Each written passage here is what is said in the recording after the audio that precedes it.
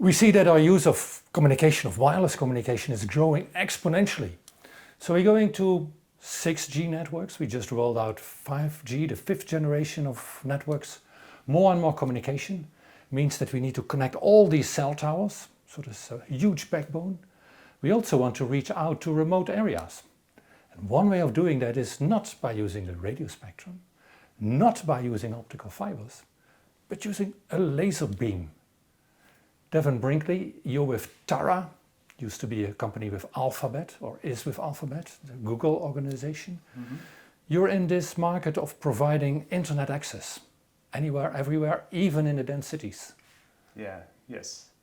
And thanks for pulling up the picture. But we have a system, it's about the size of a traffic light, and you can put it on a radio tower like you're showing here, or building rooftop.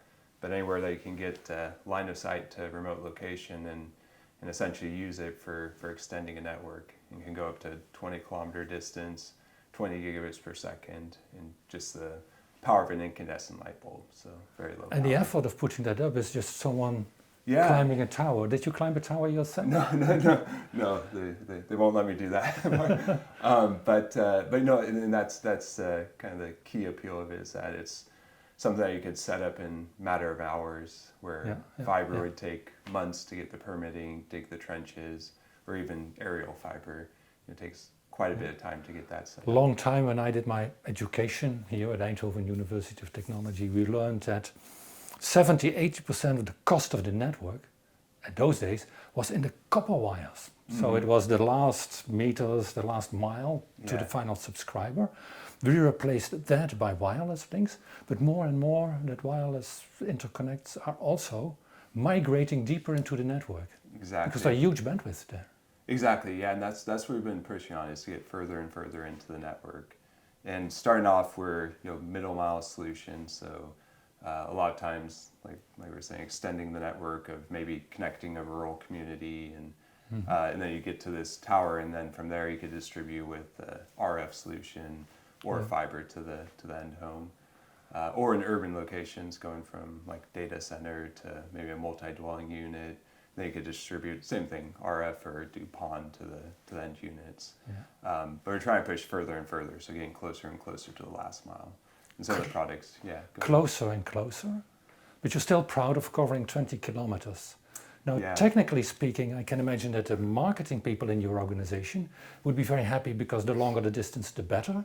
You, as the engineering lead, senior vice president with Taara, and the head of the engineering department, that's really a challenge, because you're really hit by atmospheric turbulence. Yeah, so in most of the deployments are around 5-10 kilometer distance, but certain use cases, depending on what the market is, they can handle the lower availability, so they will start to push out to 20 kilometers. So we do like to spec as a 20 kilometer, but you're right, it is the trade of availability versus the range. And the sweet spot is, the several. So once you get to a couple kilometers to 10 kilometers, that's where we can really differentiate from millimeter wave. And for solutions that need higher availability, we'll have a network solution where we'll fail over to an RF or millimeter wave during the outages. So you can still get to the longer distance, higher availability. You just need a network solution.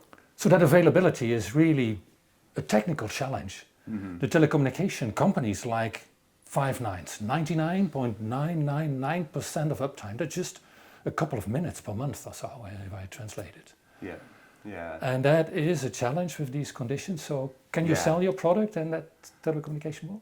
Yeah, we can, but it has to become a network solution. So they want the 5 nines, and it's very similar challenge for the millimeter wave, that it's imperfect availability, and you have to have some sort of network solution around that. Yeah. So like I was mentioning, like they have what they call multiband, where they'll push the data to microwave or other solution if rain comes out. Yeah. It's very similar for us. Like we'll push it to microwave, millimeter wave, or other solution to push the data. So a lot of it's just educating and like what is the capability of the system and how can you deploy that into the network. So for the operator, it's still useful to have not the 5 nines, but lower availability of a huge throughput. Exactly, and a lot of it's the learning curve, and so we definitely went through the first few years of working with the larger telcos, of having them deploy it as a pilot, learning the capabilities, seeing how it works. But now that they understand what the limitations are and what the capabilities are, they can think of how to deploy that in their network. And a lot of these sites, like for 5G backhaul, a good solution is maybe they've got a location that's 4G with microwave backhaul. It doesn't have enough capacity for 5G, so then they add in the 5G, have our link, and then if the link goes down, then they'll switch over to the 4G, and they still have coverage. But there's ways of solving at the network level, and same thing for most of these locations. There's double or triple redundancy going in there, and if they have multiple fibers, often it ends up being the same path. And like you said, it's infrequent, but when those fiber cuts happen, it's a long duration to get those back up. So if they have a redundancy with our link going through a different path, that gives some more robustness to the network. So a lot of it's just think of it as a network solution. Redundancy is the key thing. Adding another 9 may increase the cost of the network tenfold. So then redundancy, if the outages are uncorrelated, is really helping you. Are outages uncorrelated, or is there heavy rain in the entire area? And then they're uncorrelated if like I said, the fiber to our link, like that would be uncorrelated. Our link going to a microwave solution, that would be uncorrelated. And to some degree, us versus millimeter wave, the wireless optical comms does better in the rain. At least we carry much larger margin, so work longer into the rain versus the millimeter wave. So those are somewhat uncorrelated, but heavy rain, both of us would go down. So if you're pushing for the 5.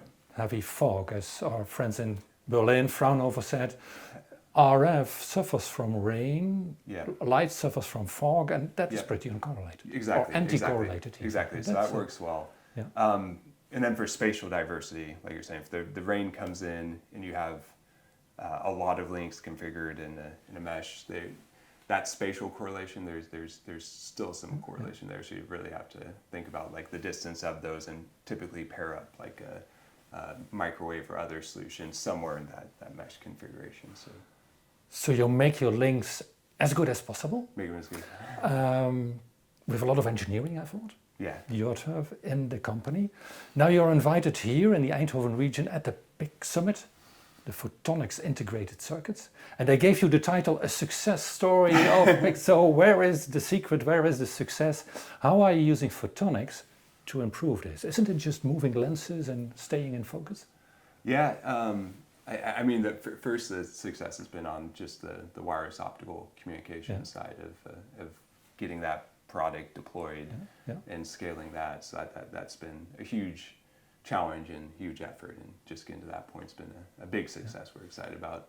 And then the photonic side, maybe it's too early to call it success yet. We're building up the first version of the product, so once that gets deployed in the field, which we'll have an announcement on shortly, hopefully we could call that a success. But we're definitely excited about what we're building on the photonic side. And what is the role of photonics there? Because photonics does not move lenses. So what we're trying to do is get as much as possible having a wireless optical communication system in a module. So we have a series of a few chips that connect on an interposer, so electronics chip, photonics chip, a micro lens array, all of that built onto this small, like 1 inch by 1 inch interposer. We're trying to get all of the optical system, as much as we can of the optical system into that. So the transceiver capability, all the filters, splitters, and then the biggest thing is steering capability. So be able to actively steer. So we have an optical phased array, and then we also have, through the optical phased array, you can also do wavefront correction. So you got the distortions that happen from the beam propagation through the atmosphere. We're able to correct all of that, get into a single mode, and then from that you can go through the standard photonics components in the chip. You can even go into coherent if you want, and then have the active steering in the device. So removing all of the mechanical mirrors, getting to less of a like bespoke solution, but more of a similar to RF. We've got the whole system in a chip. Now you can look at it as deploying for any high capacity wireless needs. Our photonics community would like that. I saw your marketing video where there was this beam spiraling more or less near the center of the beam.